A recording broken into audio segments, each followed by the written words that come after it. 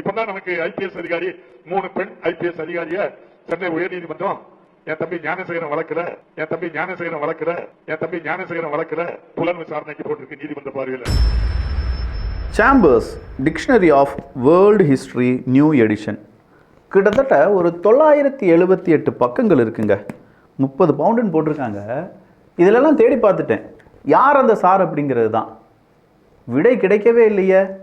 நமக்கு விடை கிடைக்கலனா என்ன, அரசியல்வாதிகளுக்கு ஏதாவது விடை கிடைச்சிருச்சா?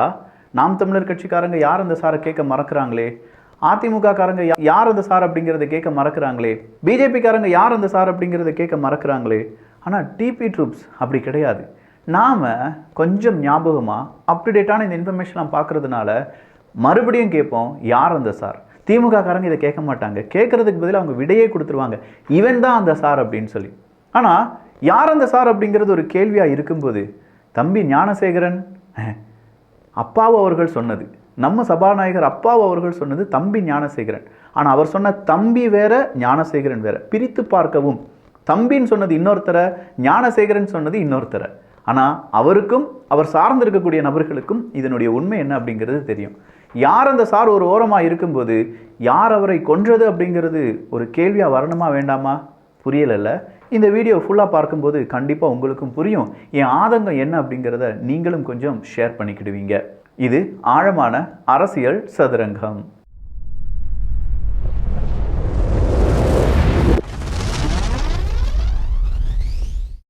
யார் அந்த சார்? இந்த யார் அந்த சார் அப்படிங்கிற ஒரு கேள்வி பல நாட்களாகவே இருக்கக்கூடிய ஒரு கேள்வியாக இருந்தாலும் அதற்கு விடை கிடைப்பதற்கான வாய்ப்புகள் வந்துருச்சுங்க. இதை நான் ப்ரூடாலாம் விடலை. இன்னைக்கு நீதிமன்றத்தில் அந்த வழக்கு விசாரணைக்கு போகுது. அந்த நேரம் நம்முடைய நீதிபதி கிட்டத்தட்ட 1 மணி நேரம் 1.5 மணி நேரம் இந்த ஞானசேகரன் அப்படிங்கிற அந்த காம கொடூரன் இருக்கான்னு பார்த்தீங்களா, திமுகவினுடைய அனுதாபி, அவனை வச்சு விசாரணை செய்கிறாரு. அதன் பிறகு ஸ்பெஷல் இன்வெஸ்டிகேஷன் டீம்னு இருக்குது பார்த்தீங்களா, 3 ஐபிஎஸ் ஆஃபீஸர்ஸ், 3மே பெண்கள். அவங்க இவனை காவலில் எடுத்து விசாரிக்க வேண்டும் அப்படின்னு கேட்கும்போது அதற்கான உத்தரவு பிறப்பிக்கப்படுகிறது. 7 தினங்கள் நீங்கள் அவனை காவலில் எடுத்து விசாரிச்சுக்கோங்க. போலீஸ் காவல் எடுத்து விசாரிக்கிறாங்க அப்படின்னா யார் அந்த சார், விடை கிடைக்க வாய்ப்புகள் இருக்கா இல்லையா? இப்படி ஒரு சர்ச்சை, அந்த சர்ச்சைக்கான விசாரணை நடைபெற்று வரும் இந்த நேரத்தில் அப்பாவு அவர்கள் ஒரு ஃபங்க்ஷனில் போய் பங்கெடுக்கிறார். சபாநாயகர் அப்பாவு அவர்கள் ஒரு ஃபங்க்ஷனுக்கு போய் பங்கெடுக்கிறார். அந்த நேரத்தில் அப்பாவு அவர்களுக்கு யாரோ ஒருத்தர் சால்வையை போத்துறாரு. சால்வையை போட்ட அந்த நபரிடம் உங்கள் பேர் என்ன தம்பி அப்படின்னு சொல்லி நம்ம ஊர் பாஷையிலே கேட்டிருக்கார். அண்ணா என்ன தெரியாதா, நான் தான் ஞானசேகரன் அப்படின்னு சொல்லியிருக்காரு. ஐயோ, ஒரு நிமிஷம் அப்பாவு ரஜினிகாந்த் அவர்களுக்கு தலை சுத்தின மாதிரி அப்பாவு அவர்களுக்கும் தலை சுத்திருச்சு. எனக்கு அந்த பேரை கேட்டனே உடம்புலாம் நடுங்கிருச்சு அப்படிங்கிறார். ஏன்னா இந்த ஞானசேகரன் அப்படிங்கிற பேருக்கும் நமக்கு ஆகவே ஆகாது.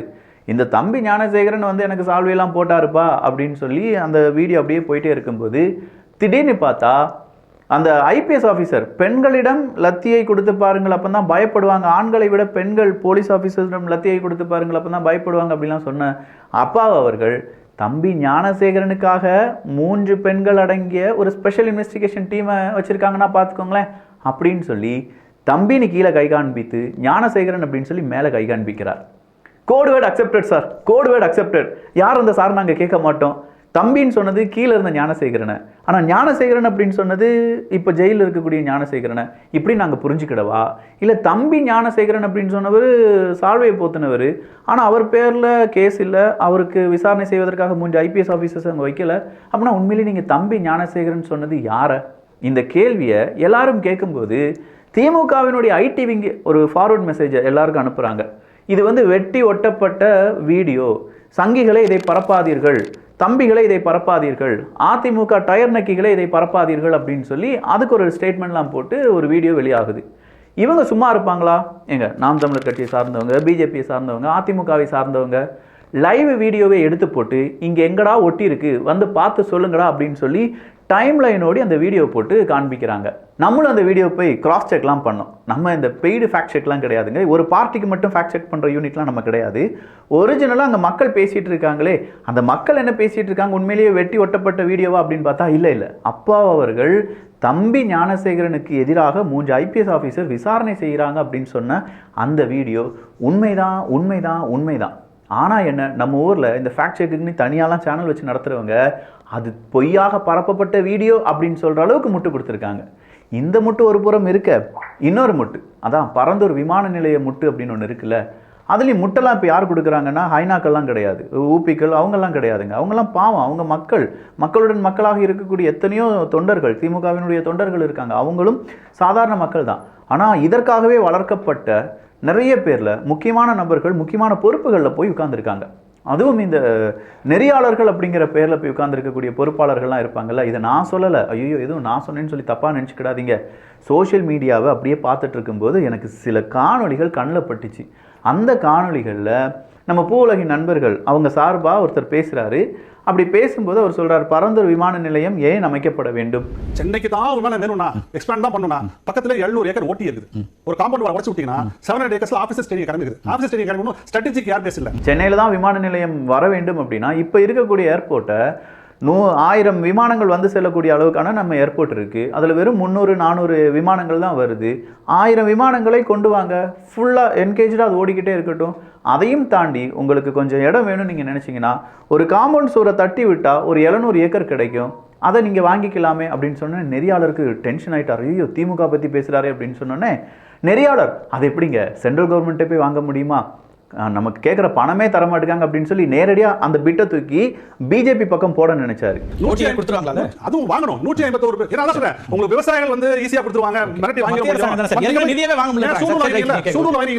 ஆனா பூ உலகின் நண்பர்கள் சார்பா பேசின அவர் என்ன தெரியுமா சொல்லிட்டாரு, எங்க கோயம்புத்தூர் விமான நிலையத்துக்காக நீங்க அதை வாங்கலையா, இந்த மாதிரி இடத்த வாங்கலையா, அப்ப ஏன் இங்க இடத்த வாங்க முடியாதா உங்களுக்கு அப்படின்னு சொல்லி அவர் ஒரு கிடுக்குப்பிடி கேள்வியை கேட்க, இவர் எப்படியாவது ஆஃப் பண்ணும் அப்படின்னு சொல்லி நெறியாளர் என்ன சொல்றாருன்னா, இல்லை உங்களை பற்றி இன்னொருத்தர் அவர் கேட்குறாரு, கூடவே அந்த டிபேட்டில் உட்காந்து அவர் கேட்குறாரு, நீங்கள் வந்து தனி விமானத்தில் பறப்பீங்களா இல்லை நடந்து போவீங்களா, அடுத்ததாக உங்களுடைய காரை யூஸ் பண்ணுவீங்களா, ஏன்னா நீங்கள் வந்து சோஷியல் லெவலில் ரொம்ப பெரிய அளவில் பேசிகிட்டு இருக்கீங்கன்னு சொல்லும்போது அவர் பேசுகிற அந்த நெறியாளர் ஏன் இந்த கேள்வியெல்லாம் கேட்குறாரு தெரியுமா, யார் எதிர்த்து கேள்வி கேட்டக்கூடாது அப்படின்னு அவர் மறுபடியும் கேட்குறாரு. அப்படின்னா நீங்களே இந்த விமான நிலையத்துக்கு ஏதாவது மாற்று இடத்தை காண்பித்து கொடுங்கள்.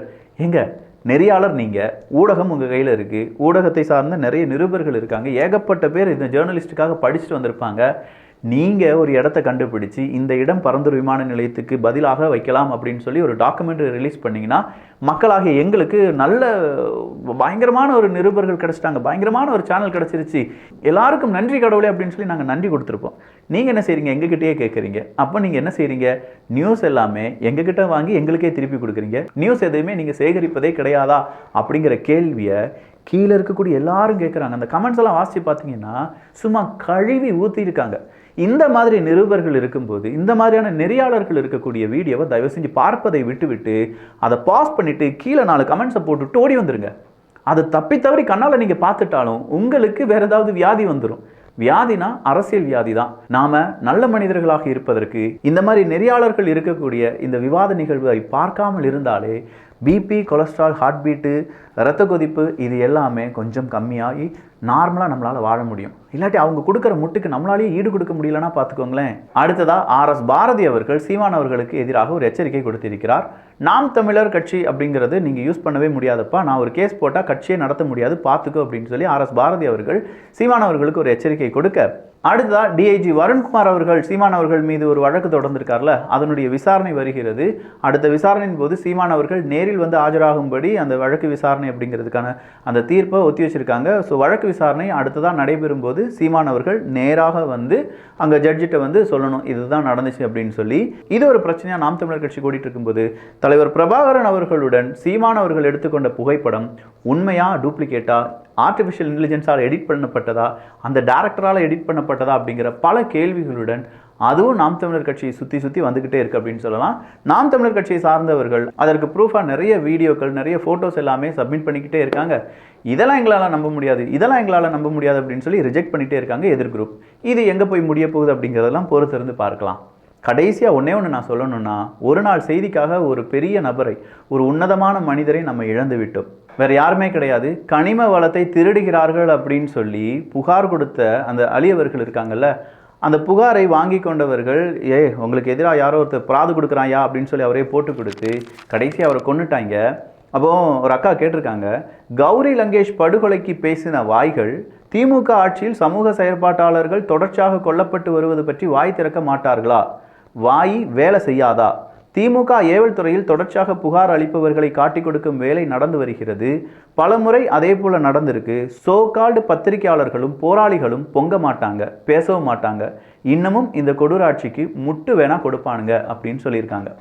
இதில் உண்மை இருக்கா மக்களே? ஒரு டிவியாவது, ஒரு நியூஸ் மீடியாவது இப்படிப்பட்ட ஒரு நபரை 4 பேர் சேர்ந்து வண்டி ஏற்றி, அதுவும் மாலை முரசில் போட்டிருக்காங்க, ஒரு தடவை வண்டி ஏற்றி அவர் உயிர் பிழைத்து விடுவாரோ அப்படின்னு சொல்லி மறுபடியும் நான் தான் வண்டி ஏற்றி கொண்டேன்னு சொல்லி அந்த லாரியினுடைய உரிமையாளர் சொல்கிறாராம். இப்போ லாரியினுடைய உரிமையாளர் மீத 3 பேரை கைது பண்ணதோடு முடிஞ்சிருச்சு, அவ்வளோதானே. அந்த கனிம வளம் கொள்ளையடிச்சாங்க, 40,000 டாரஸ் கனிம வளம் அப்படின்னு சொன்னதெல்லாம் நியூஸில் வரவே இல்லை. இதெல்லாம் பற்றி டிபேட்டே பண்ணக்கூடாது. அப்போ இதெல்லாம் டிபேட் பண்ணுற அளவுக்கு தைரியமான நெறியாளர் நம்ம ஊடகத்தில் யாருமே கிடையாது, எவனுமே கிடையாதுன்னு வச்சுக்கோங்களேன். இதெல்லாம் டிபேட்டாக நடத்தியிருந்தாங்கன்னா அடுத்ததாக ஒருத்தர் உண்மையை பேசுகிறதுக்கு பயப்படாமல் வந்து எப்பா அங்கே பாரு கனிம வளம் திருட்டு நடக்குதுப்பா அப்படின்னு சொல்லியிருப்பாங்க. ஆனால் இந்த நெறியாளர்கள் தான் முட்டு கொடுக்கறதுலேயே பயங்கரமான பிஸியாக இருக்கிறதுனால நமக்கு கிடைச்ச விதி அவ்வளோதான். ஸோ என்ன நடக்குது அப்படிங்கிறதெல்லாம் பொறுத்திருந்து பார்க்கலாம். இப்போது சவுக்கு சங்கர் அவர்களுடைய வீடியோக்கள் எல்லாமே வர தொடங்கி இருக்கு. மறுபடியும் அவர் அரெஸ்ட் பண்ணுறதுக்கு முன்னாடி எத்தனை வீடியோக்கள் போடுவார், இந்த கனிம வளம் அதை சார்ந்து இருக்கக்கூடிய கொள்ளை, அதை பற்றியான கொலை, இதை பற்றி அவங்க என்ன பேச போகிறாங்க அப்படிங்கிறதெல்லாம் தொடர்ச்சியாக பார்ப்போம். வேறு வழி கிடையாது. நல்ல மீடியா, நல்ல நெறியாளர்கள், நல்ல நியூஸ் சேனல்ஸ் எல்லாமே இருந்துச்சுன்னா யூடியூபர்ஸ் எங்களுக்கு என்னையா வேலை இருக்குது? எங்களுக்கு வேலையே கிடையாது. நீங்கள்லாம் நல்லா இல்லாதனால தான் மக்கள் எங்களை தேடி வராங்க அப்படிங்கிறதையும் இங்கே இருக்கக்கூடிய மீடியாக்கள் புரிந்து கொள்ள வேண்டும். அப்படி தானே? நல்லதை பகிர்ந்து ஷேர் பண்ணி நல்ல சமுதாயத்தை உருவாக்குவோம். நன்றி, வணக்கம்.